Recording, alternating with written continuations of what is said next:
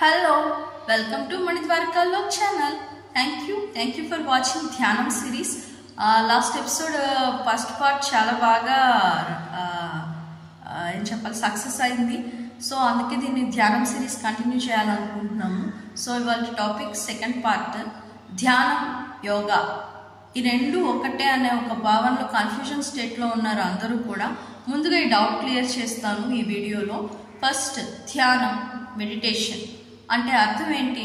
ఒక తీక్షణమైనటువంటి ఆలోచన, ఏకాగ్ర చిత్తం. ధ్యానం అనేది ఒక మానసిక శారీరక ప్రక్రియ. ఐ రిపీట్ ఇట్, ధ్యానం అనేది ఒక మానసిక శారీరక ప్రక్రియ. అంటే శరీరానికి ఎటువంటి ఇబ్బంది కలగకుండా, కండరాలను కదల్చకుండా సుఖాసనం అంటే ఒక కంఫర్టబుల్ పొజిషన్లో అని అర్థం.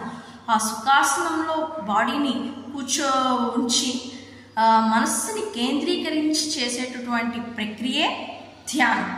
అంటే ధ్యానంలో మనం ఎక్కువ భాగం కూడా మనస్సుని కేంద్రీకరిస్తాం.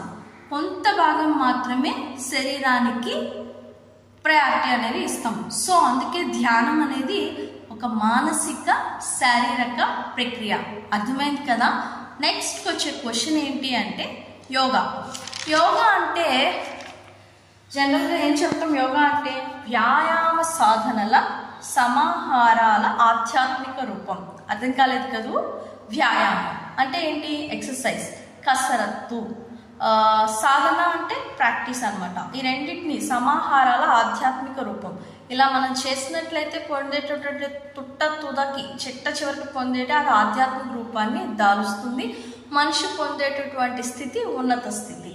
సో జనరల్గా యోగాలో ఏం చేస్తారు? ఆసనాలు వేస్తూ ఉంటాము, నెక్స్ట్ సూర్య నమస్కారాలు చేస్తాము, ప్రాణాయామం అంటే బ్రీతింగ్ ఎక్సర్సైజెస్, ఇలా అన్నీ కూడా యోగాలో వస్తాయి. ఇప్పుడు యోగాలో ఏం చేస్తుంది?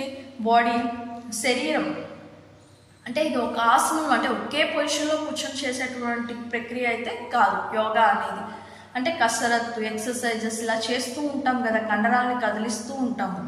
అంటే ఇది ఎక్కువ భాగం కూడా శరీర కదలికల మీద ఆధారపడి ఉంటుంది, కొంత భాగం మాత్రం మనస్సు మీద లగ్నమై ఉంటుంది. సో యోగా అనేది ఒక శారీరక మానసిక ప్రక్రియగా భావించాలి. అలా భావించినట్లయితే భావిస్తాం. ఇప్పుడు ధ్యానం అనేది మానసిక శారీరక ప్రక్రియ, యోగా శారీరక మానసిక ప్రక్రియ. ఈ రెండు చేస్తూ ఉన్నప్పుడు జీవుడు పొందేటటువంటిది చిట్ట చివరికి పొందేటటువంటి స్థితి అత్యద్భుతమైన స్థితి. మానసిక స్థితిని ఉన్నత స్థితికి చేరుకుంటారు. ఆ ఉన్నత స్థితికి చేరుకున్నప్పుడు అది ఒక ఆధ్యాత్మిక రూపాన్ని దాలుస్తుంది. ఆధ్యాత్మిక రూపాన్ని దాల్చి తర్వాత ఏమవుతుంది? మంచిగా ఉంటుంది బాడీ. ఒక పాజిటివ్ ఆరా, మన చుట్టూతో ఒక పాజిటివ్ ఎనర్జీ, ఒక పాజిటివ్ వలయంలో ఉంటాము. చాలా బాగా ఉంటుంది లైఫ్ అన్నది. ఒక మంచి ఉత్తేజితభరితంగా ఉంటుంది ఆ డే అంతా కూడా. So thank you for watching this video. మీకు కనుక నచ్చినట్లయితే లైక్ చేయండి. ఈ విషయాన్ని ఎవరికైనా చెప్పాలనుకుంటే షేర్ చేయండి. నెక్స్ట్ సబ్స్క్రైబ్ చేయండి ఈ ఛానల్ని మరిన్ని ఇన్ఫర్మేటివ్ వీడియోస్ కోసం ధ్యానం సిరీస్లో. అంతేవిధంగా నెక్స్ట్ మీకు వచ్చేసి నోటిఫికేషన్ బెల్ సింబల్ని కనుక ప్రెస్ చేసినట్లయితే మేము పెట్టిన వీడియో రిలీజ్ చేస్తాం కదా, అది మీకు వస్తుంది. Thank you for watching. Survey జన సుఖినో భవంతు. ధ్యానం శరణం గచ్చామి.